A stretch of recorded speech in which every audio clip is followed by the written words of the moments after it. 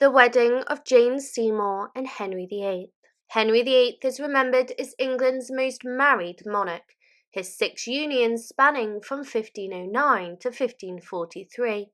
But what were these weddings actually like? Often royal weddings are synonymous with grand public celebrations, lavish processions, magnificent ceremonies in iconic venues like Westminster Abbey or St George's Chapel, and a Buckingham Palace balcony appearance.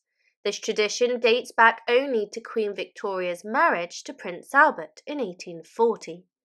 Before this, royal weddings, including those of Henry VIII, were often private, solemn occasions, held in royal chapels with little public display. When Henry VIII ascended to the English throne in April 1509, at just 17 years old, the political landscape of England was precarious.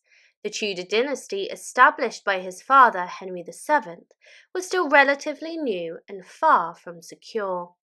Surviving members of the rival House of York posed potential threats, their claims to the throne arguably stronger than Henry's own.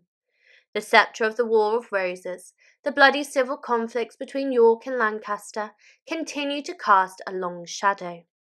It was critical for the young king to cement his legitimacy by marrying and producing a male heir to secure the Tudor line.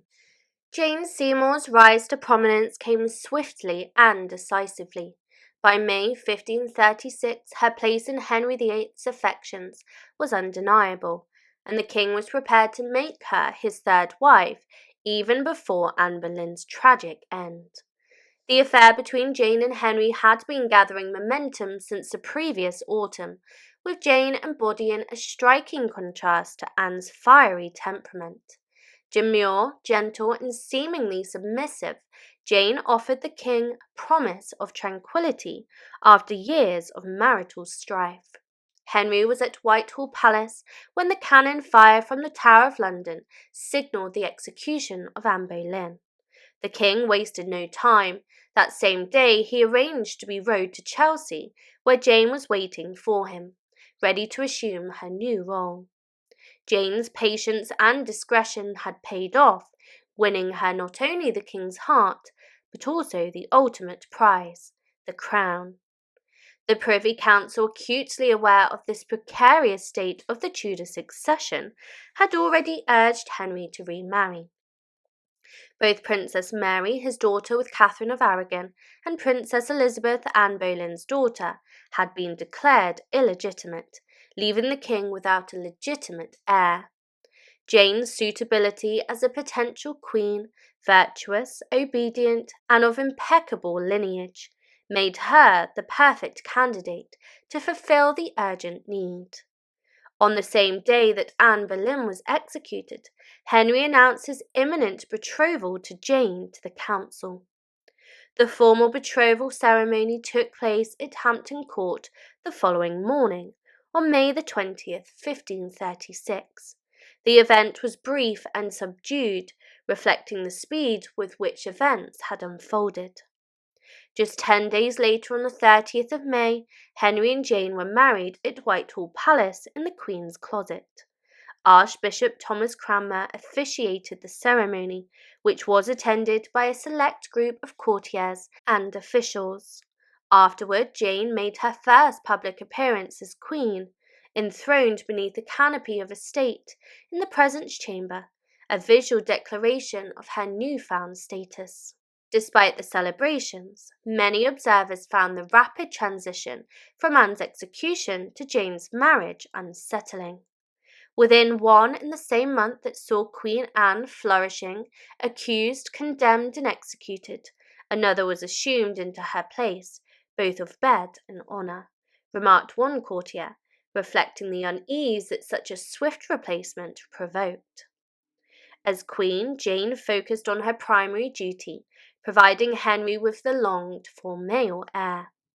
Her brief tenure as Henry's wife was marked by efforts to reconcile the king and his estranged daughters, Mary and Elizabeth, though her influence in these matters was limited by the king's own political concerns. Jane's demeanour as queen was modest, and she avoided the flamboyance and controversies that had characterised Anne's reign. Jane's greatest triumph came on the 12th of October 1537, when she gave birth to a healthy son, Prince Edward. The long-awaited arrival of a male heir was met with nationwide jubilation.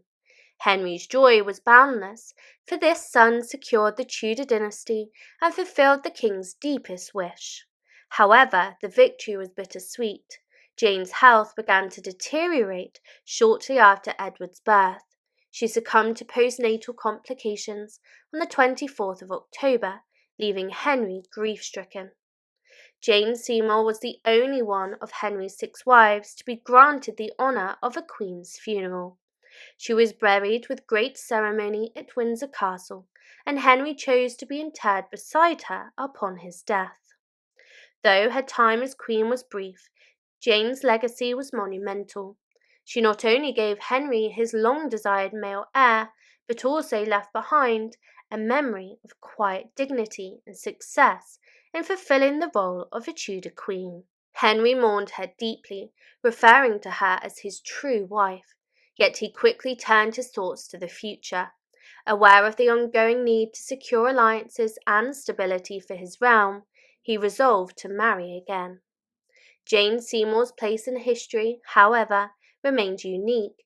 She was the wife who succeeded where others had failed, delivering both a son and a fleeting glimpse of the domestic harmony that Henry had sought for so long.